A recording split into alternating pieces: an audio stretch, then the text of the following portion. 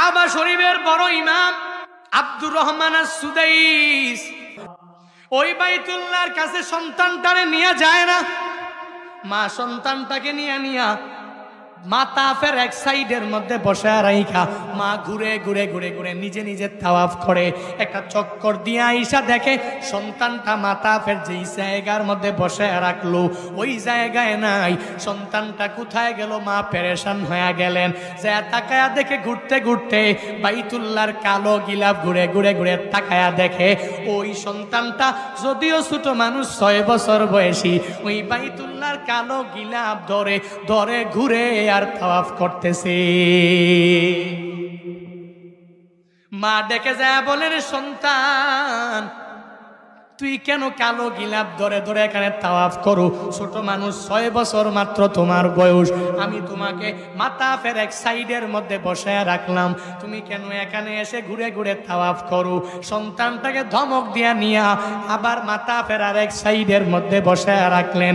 মা ঘুরে আরেকটা চক্কর তাওয়াফ করে আইসাই দেখে এই সন্তান আবার তাকায়া দেখে মাতাফের ওই জায়গায় যেখানে রাখছে ওখানে নাই।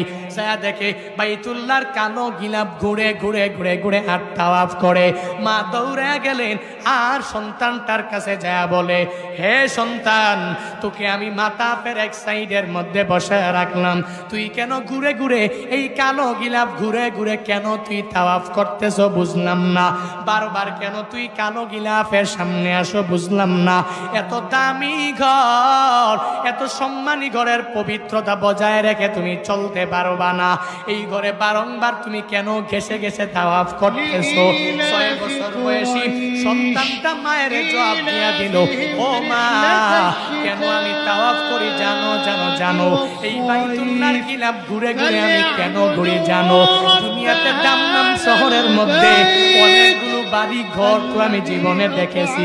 6 বছর বয়সী সন্তানের মুখের কথা বলে আমি বাইতুল্লাহ এসে বাইতুল্লাহর মধ্যে যেই কালো গিলাফটা দেখলাম, এই ঘর এত সুন্দর, এই ঘরের মতো সুন্দর ঘর আমি মনে হয় দুনিয়াতে আরো কোথাও দেখি না।